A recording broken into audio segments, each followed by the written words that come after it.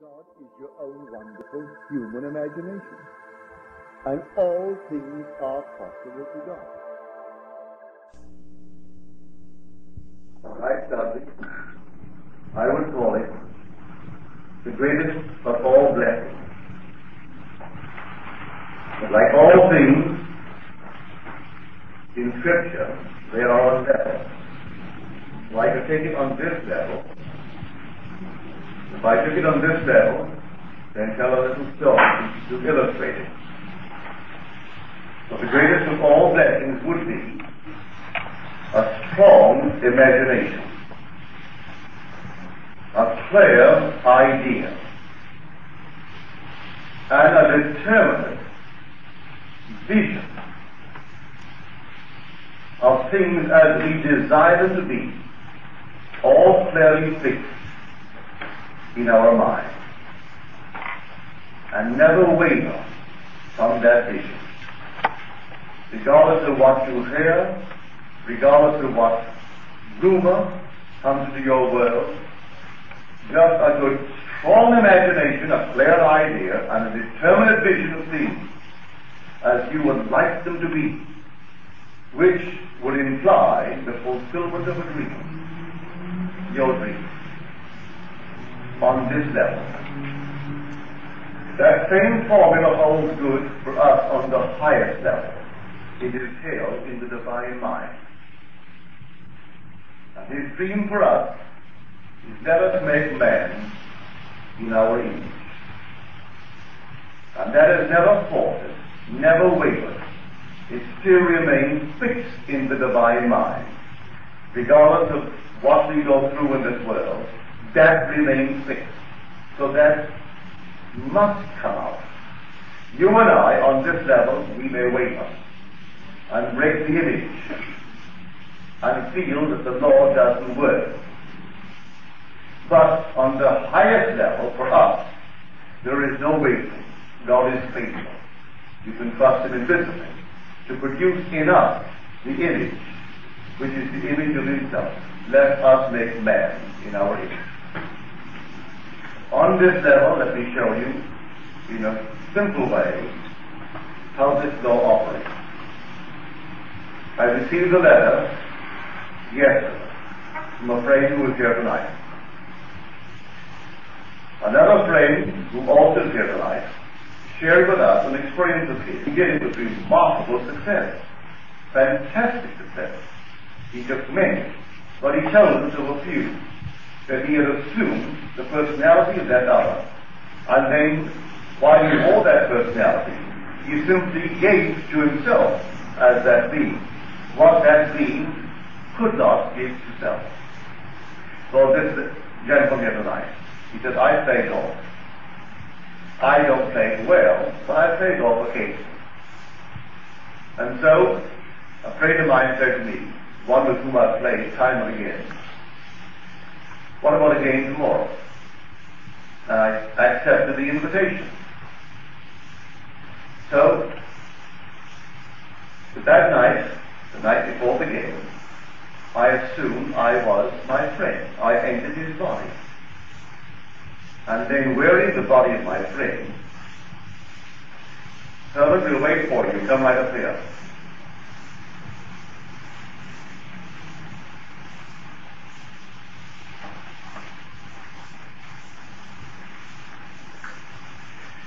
And assuming the body of the friend,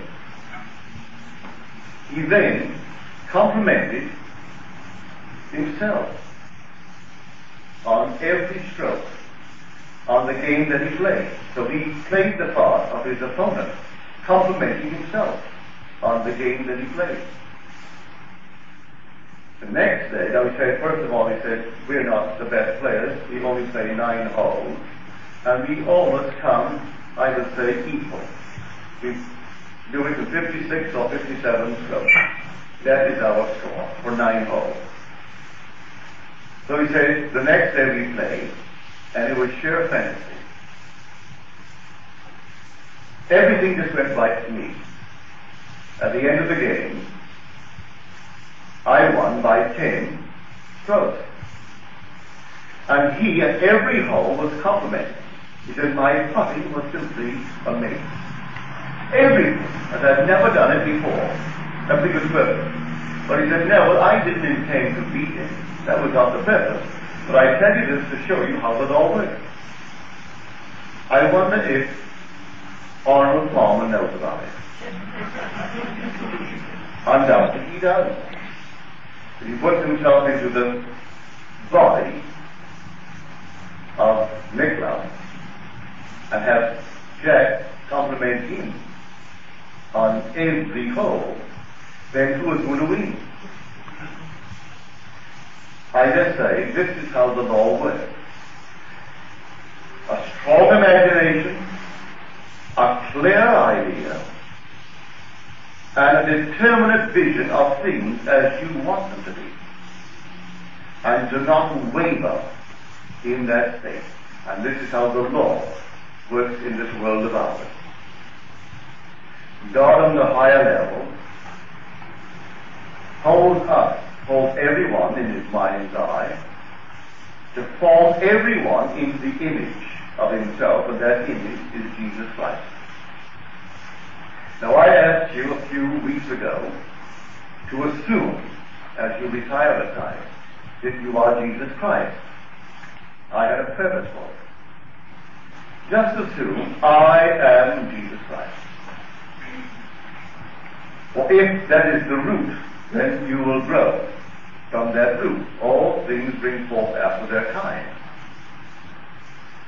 Well, a few hardy souls have the courage to try it. I can tell you my thrill tonight that from this small audience, 3 men, 2 are present tonight, 1 is not, but he was here last Tuesday. On the basis of this assumption, wrote me these letters. Now here is the question. This chapter assumes I am Jesus Christ. And try to feel what it would be like would he Jesus Christ. And follow suit. And he found himself sitting at a long table with benches for seats, just as you would in a park, say a picnic ground. And 2 first cousins were present. This lad, like his cousins, were all born and raised in the Catholic faith. They could not claim today that they are practicing Catholics, but they were born and raised in that faith. A discussion started, and my friend tried to persuade them of the reality of the power and the wisdom of God, and told them that the power and the wisdom of God was spirit. And they seemed to be shocked when he told them what he did about the power and the wisdom of God. He said, I am not making this up. I will show it to you in Scripture. This was written by Paul 2,000 years ago. This is all in his dream. He's talking this way. And he tried to find a New Testament where he could turn to the first chapter of the first epistle of Corinthians, which is the 24th verse, to read this passage. And then he says, before finding the Bible, he says, in the Scripture written 2,000 years ago, the power and the wisdom of God was named Jesus Christ. And with that, it was such a startling statement that the whole dream vanished. They vanished, he awoke from it all, and he remembered what he had read. So may I tell you, the whole purpose of life, if by God's law you own the earth, and many have tried to own the earth, great tyrants the world over the centuries have tried to own this earth, they've all failed. But if you did succeed in owning the earth, you'll make your exit anyway, like the little grass that withers and the flower that falls. Everything goes that way. But if you only fulfill Scripture, for the purpose of life is to fulfill Scripture, that I have come, and my only purpose is to fulfill Scripture. Scripture must be fulfilled in me. As you read it in the 24th chapter of the book of Luke. And he began with Moses, and then the prophets, and then the Psalms, and he interpreted to all of them, all that was said of him in Scripture. So Jesus Christ in man that is being formed, as he's being formed, he unfolds Scripture. So here is my friend who actually, in a state that you would call an involuntary state, he is quoting Scripture. He is quoting the 24th verse of the first chapter of 1 Corinthians. He is unfolding Scripture within himself by first assuming, I am Jesus Christ. Now another one writes the letter, and he says, I assume I am Jesus Christ. And I found myself walking down a highway, moving towards an institution for men. I knew there were all men there, and they needed my help. And that was the purpose of my journey. I was going to help them. So as I went down towards this place, I entered the courtyard of the institution. And instantly, an enormous dog jumped at me. And I held him, as I put my right hand forward, it went through the collar and in some way held him, and therefore arrested his motion, so he did not really hurt. And then, as I held him, all he could do was simply to nuzzle my neck. But perfectly harmless.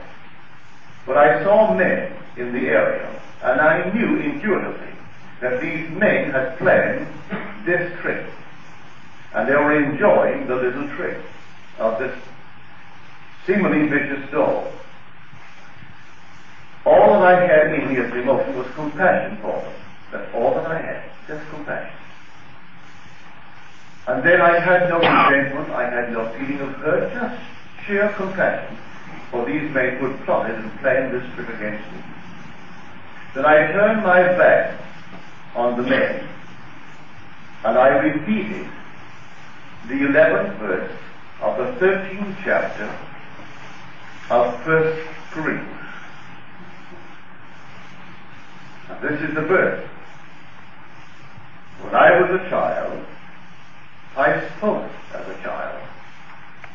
I thought as a child.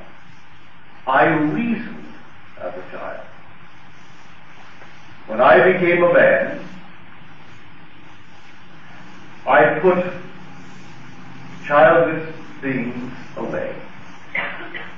And then I wrote. Here is Scripture, fulfilling Scripture in the unfolding soul. I say to him, he has to part ago.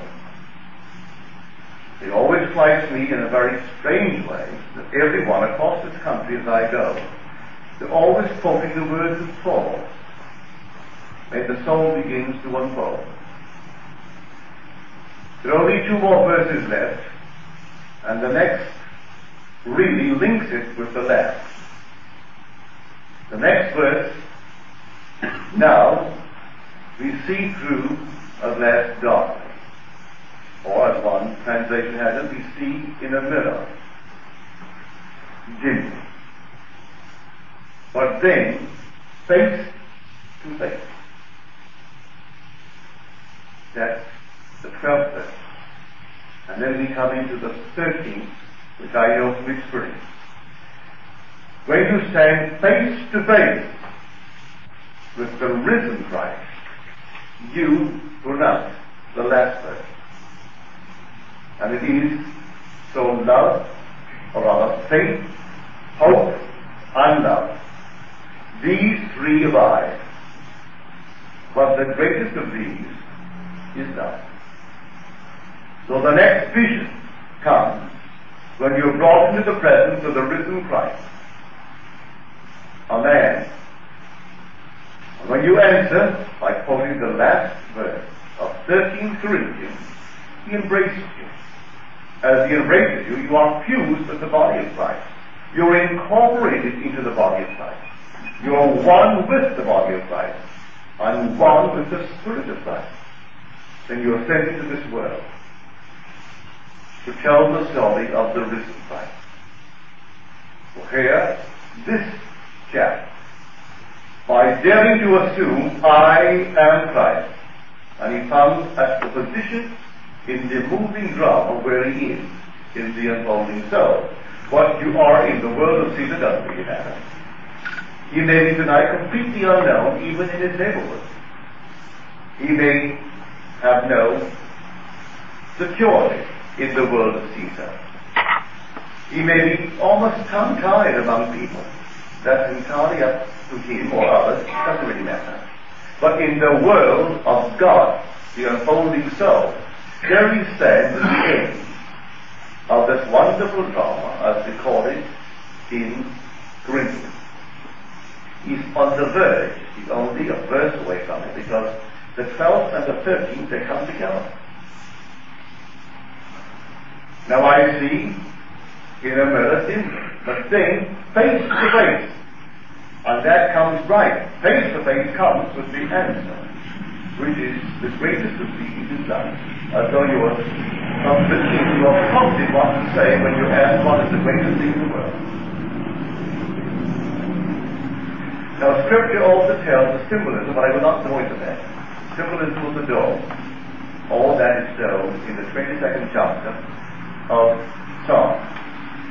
And in the story of Sodom and Gomorrah, all that is recorded in Genesis in that. And there was a place for men only. That's what he brought out. An institution for men. And only men. And you're told in the 22nd Psalm that there were wicked. And the dogs surrounded thee, and the wicked ones encircled thee. So you'll know by the symbol of the dog who the wicked ones are. If you have a concordance and you look it up, I need not discuss it from the platform, you'll know exactly the kind of institution that it was. It's all part of the unfolding Scripture. Now the third one, who is not here tonight, he said, I assumed I am Jesus Christ. And that night as he slept, that I found myself in an enormous amphitheater, huge place, crowded to the gospel. I was at the very base, the very bottom of it all. At the top stood you, and you addressed this enormous crowd, and you were asking all of us if we would, with you, affirm, I am Jesus Christ. And so all who would agree to it would rise. And only a few of us rose. I rose. Just a few rose. And then together, you let us, and you say, I am Jesus Christ. And only a few from this enormous crowd in this amphitheater. And then I will. Again, that is Scripture, not quoting it. But that's Scripture, the 6th chapter of the book of John. There was the biggest crowd recorded in Scripture, the 5,000. But to multiply it, it's a big crowd. This, from his description, would be an enormous crowd. Now this is the book, or the chapter, of the entire Bible that you can name, if you want to give it a name, C-session. Where they heard the story, the grand story of the gospel, and only a few could take it, and the majority couldn't take it, so they turned away never to walk with him again. For he said, I am the living bread that came down from heaven. And they say, well, we know this man. We know his father Joseph. And we know his father and mother. And how does he say, I came down from heaven? Then he says, unless you eat the body and drink the blood of the Son of Man, you have no life in you. How could he say, unless we eat the body and drink the blood of the Son of Man? He calls himself the Son of Man, which is the Son of God. And he claims, as Son of God, he is one with God, that I and my Father are one. How can this thing be? So they're deaf never to walk with them again. And he turned to the few who remained, just a few, and he said, will you also go away? And Peter answered, to whom would we go? You have the words of eternal life. We have believed, and we have come to know you are the Holy One of Israel. They first heard it, and hearing it, they believed it. And through belief, they came to know, like these three tonight, have come to know the truth of the Word of God. They know these words are true. Tonight, anyone here familiar with these words, familiar with the Bible, has spoken. But when you are asleep, you are not rationalizing. These things spring like flowers coming out of a vine. You can, in sleep, when you are not rationalizing, think these things, they simply spring into being based upon where you are in the unfolding tree of life. And so here, we believe this. Having believed it, we have come to know you are the Holy One of Israel. Now, how would we eat the body of Jesus Christ? I could have the biggest meal in the world. It's no earthly good to me unless I eat it. When I eat it, I assimilate what I can, and what I can't, I expel. My system expels it. But I must first eat it. Well, how would I eat the body of Jesus Christ? By simply assuming I am Jesus Christ. And all that Jesus Christ represents, as I read about it in Scripture, I assume I am He.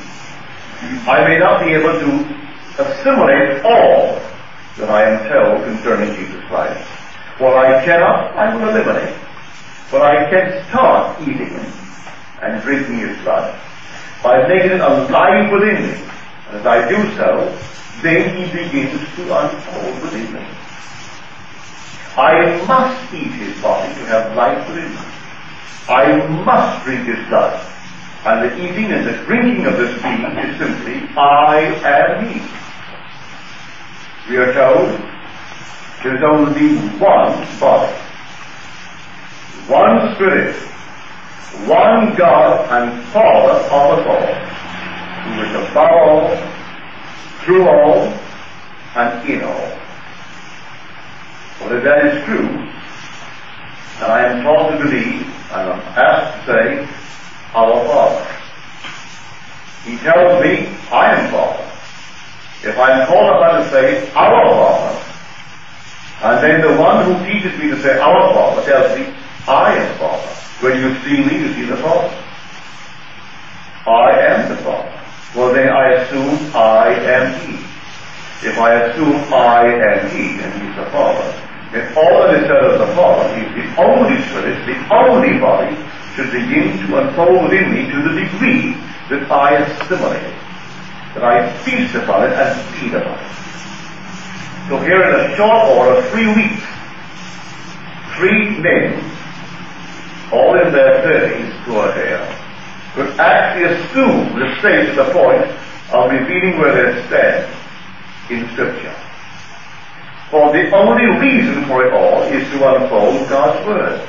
There's no other purpose. So if you own the entire world, and Scripture didn't begin to unfold with issues, what would it matter?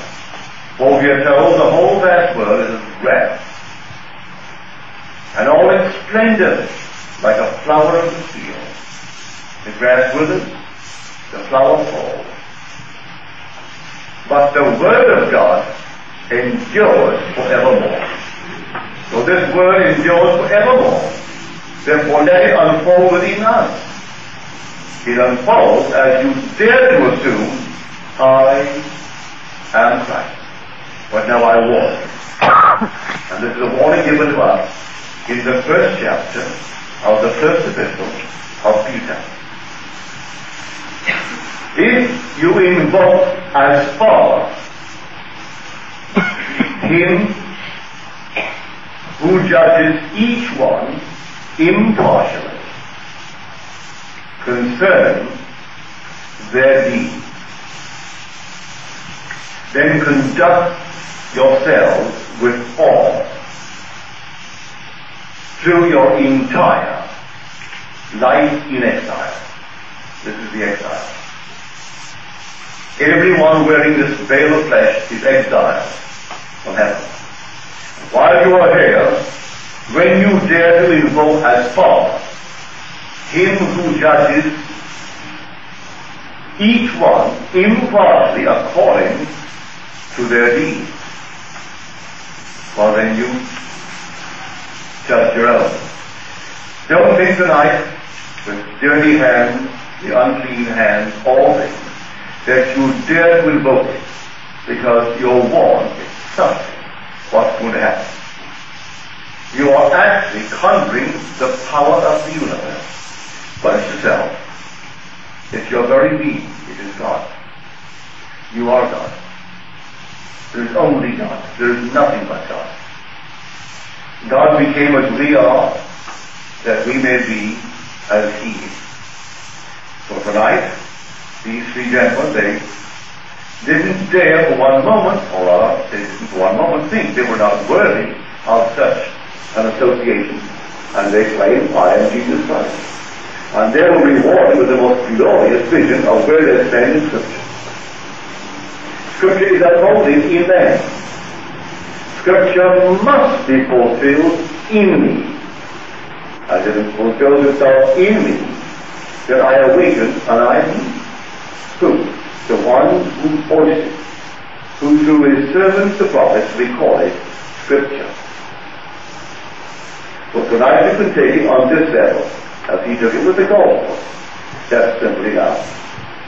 He realized after he did it, I hope there wasn't too much of a bet against his friend, unless he shared with the friend his knowledge of Christ. Next time he meets his friend, he can tell the friend what he did, and then encourage the friend to try it, so that he would actually begin to awake. But I tell you, it works. It's something that cannot fail. If you will assume that you are the man that you want to be.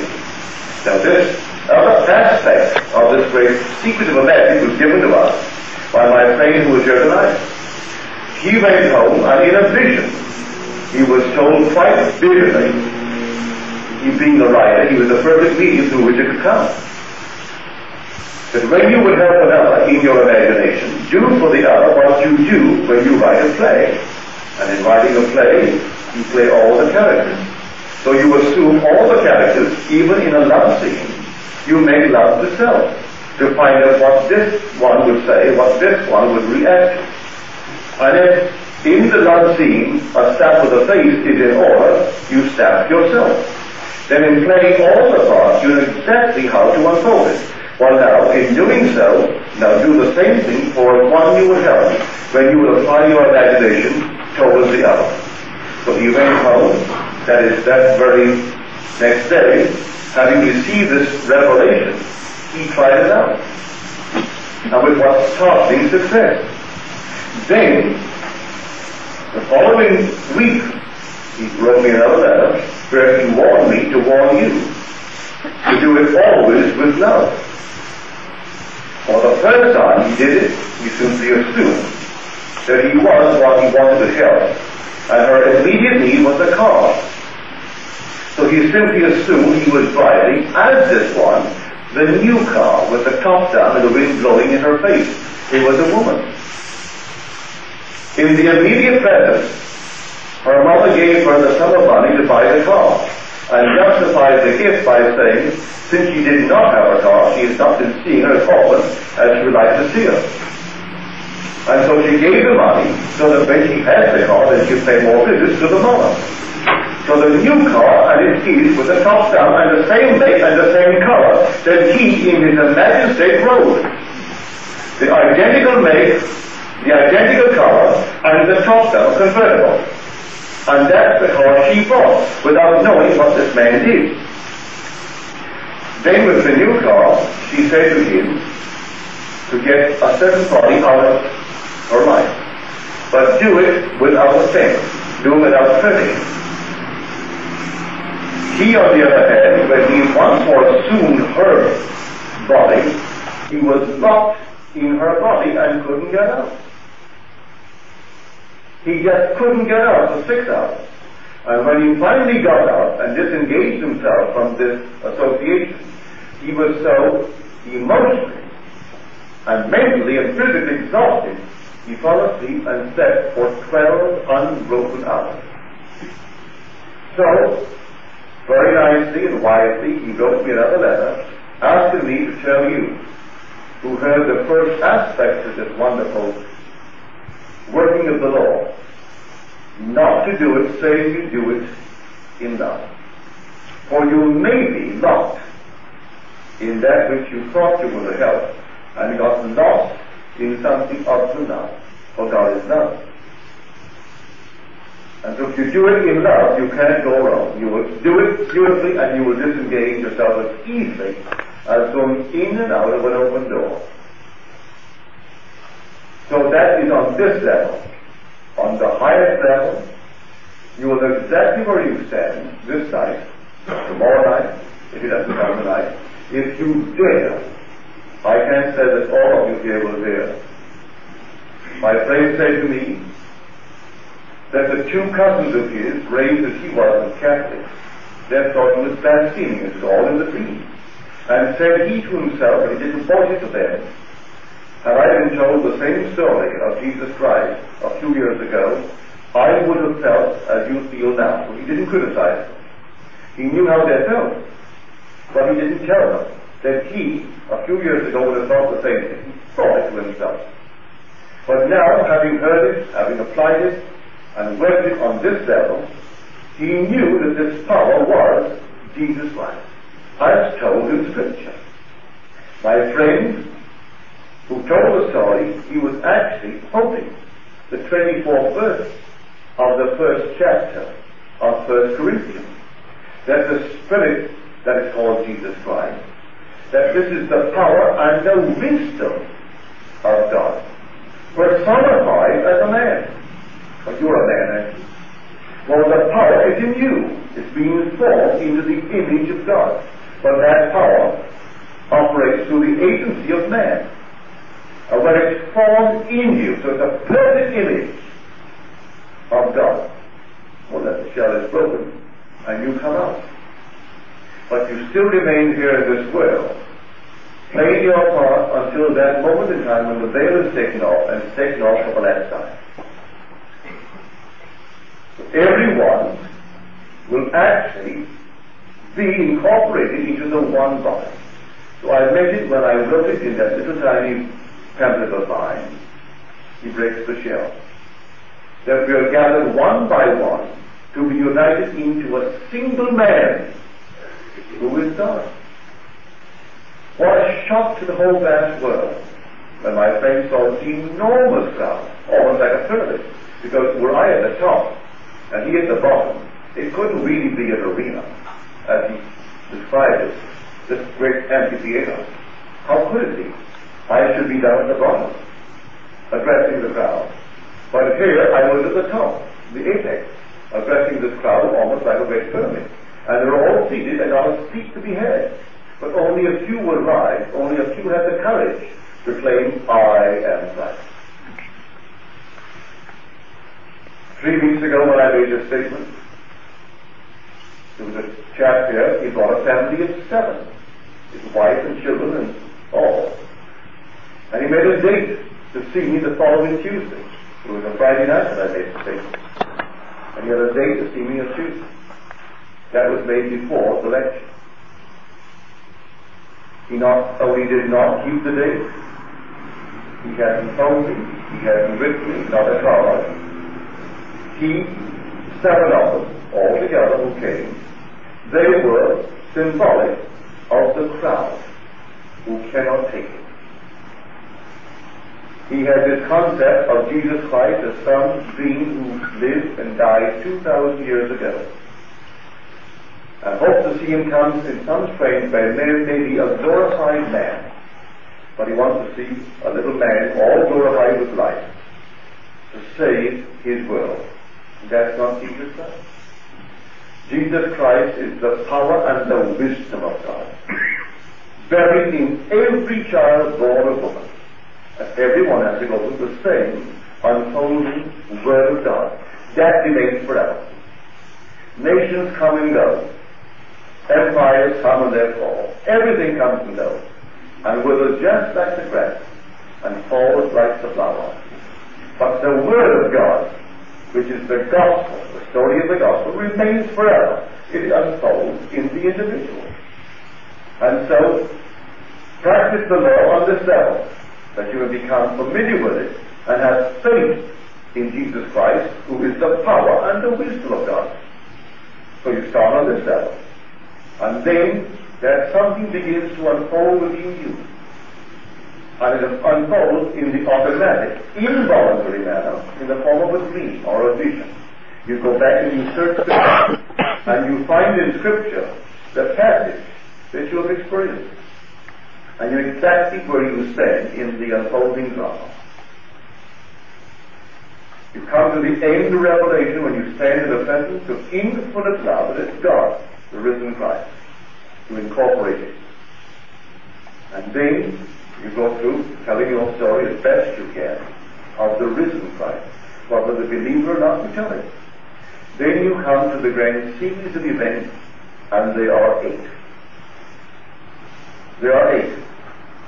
And 8 is a symbol of the complete resurrection. And you start with the crucifixion. If we have been united with Him in a death like His, we should certainly be united with Him in a resurrection like His. What's the distinction in 10? We have been united with Him in a death like His. We shall be united with Him in a resurrection like His. So here, that's the beginning of it all. We all have been united with God. He chose us in Himself before the world was. So all are crucified with Him. All. He's crucified under His garment. This is the cross. The next is the entombment. That's the second. And you are entombed within your own skull. That's where you're entombed.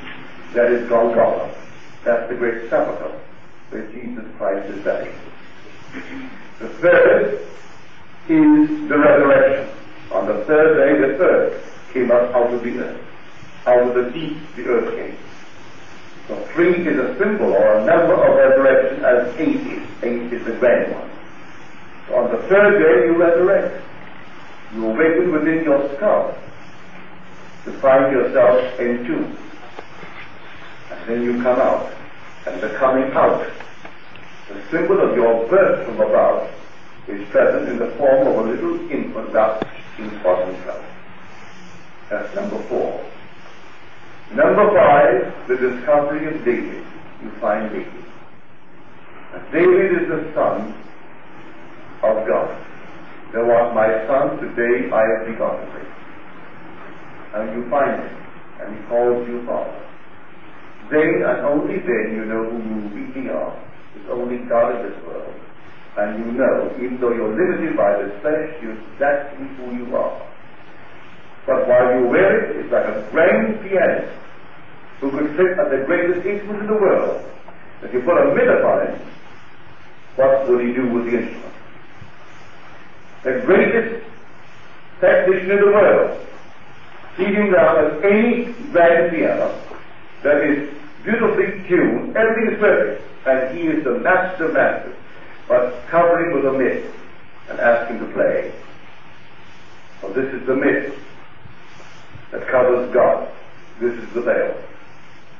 And so you find David, and you find him on the inside of your own being, and he calls you Father, and you know who you are.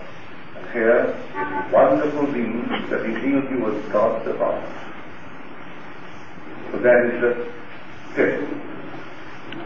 And then the 6th is the tearing of the curtain of the temple, which is your own body, from top to bottom, and sever you in two. And at the base of that spine of yours, the blood of God, the golden, liquid, living life, and you know it is yourself. You fuse with it. This is the 7th, and up you go in certain time form, all fulfilling Scripture. And then the eighth is the seal of the Holy Spirit upon you. By the descent of the dove, and you do exactly what you're told in Scripture. When the dove returns to the ark, he puts out his hand and takes the dove in, and the dove comes into the ark to him. And that is the seal of God's word.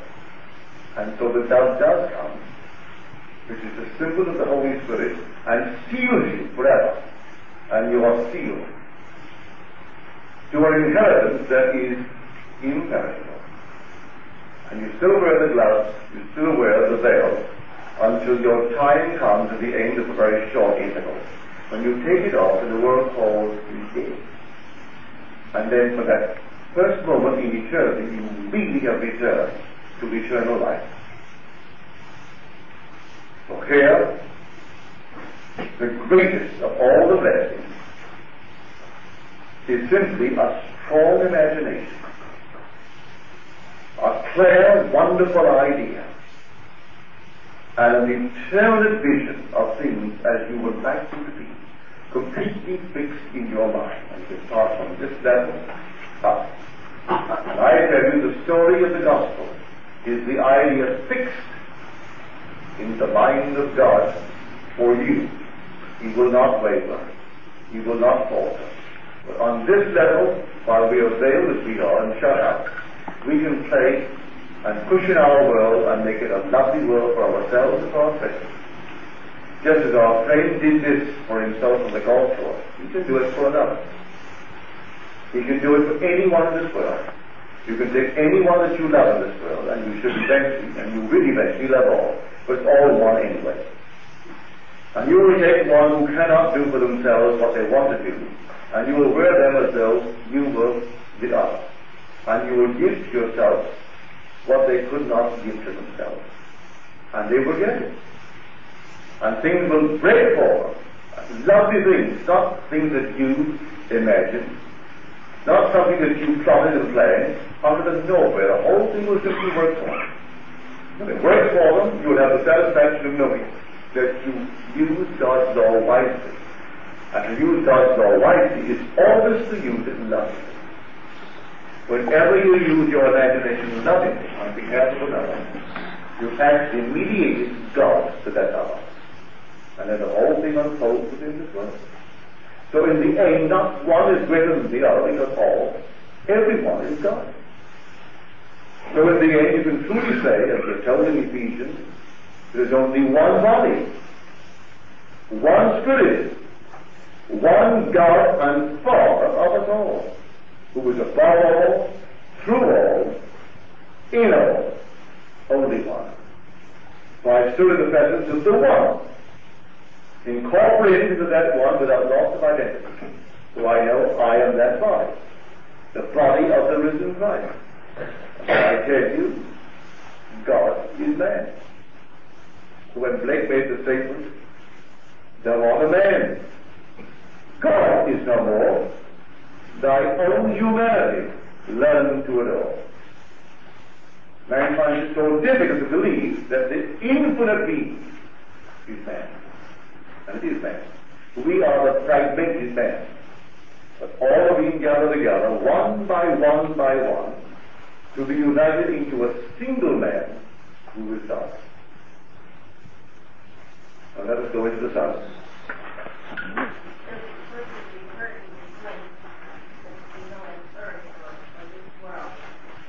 How often you return to the same state? Well, it becomes constant, really. It's like going home tonight. You always return to the same place where you live, really. And that place to which one will constantly return constitutes their dwelling place. So if you return night after night to the feeling of being wanted, being secure, being whatever you want in this world, that becomes a normal, natural dwelling place.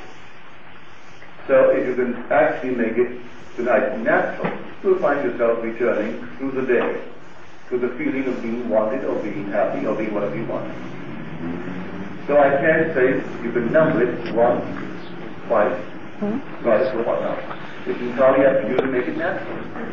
When it becomes natural, so that the mind returns there constantly. That's your dwelling place. As we're told in Scripture, where do you dwell? They ask him, to come and see. Where am I dwelling? Well, I dwell wherever I most constantly return in my imagination. If in the course of a day someone is faced with a problem, and they find themselves thinking all day long on that problem, that's where they're dwelling, though they go to the Waldorf Astoria. The body is there, but they're not dwelling there. So where is a man dwelling? Tonight we have in our world many a person, many who are dwelling in some wonderful neighborhood with outward appearances of dignity and security, but they know what they've done, and they know that the Huns are on them. And so they're dwelling where they know the Huns will find them, embezzlement. You find it every day.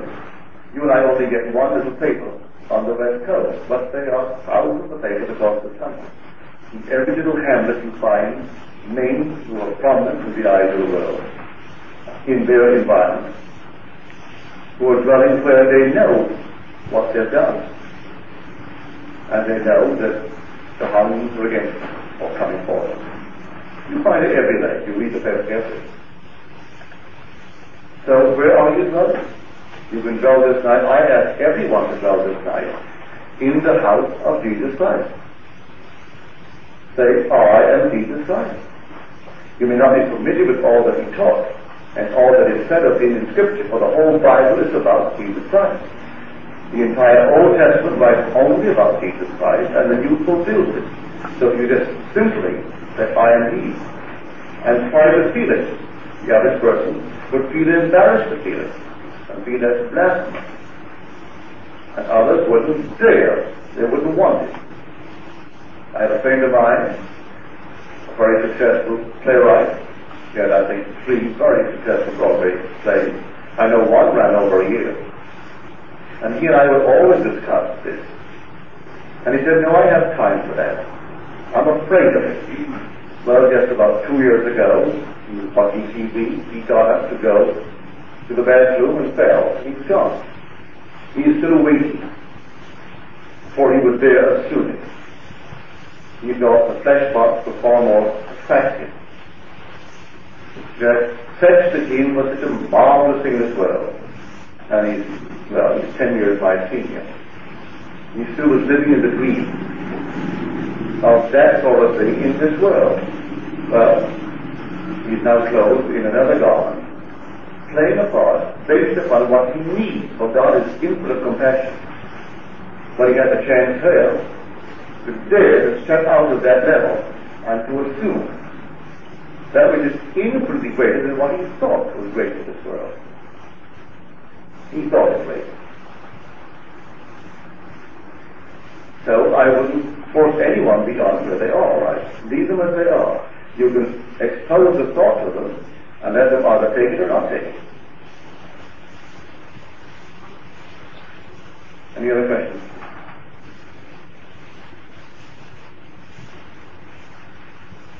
So if there aren't any, we are here every Tuesday.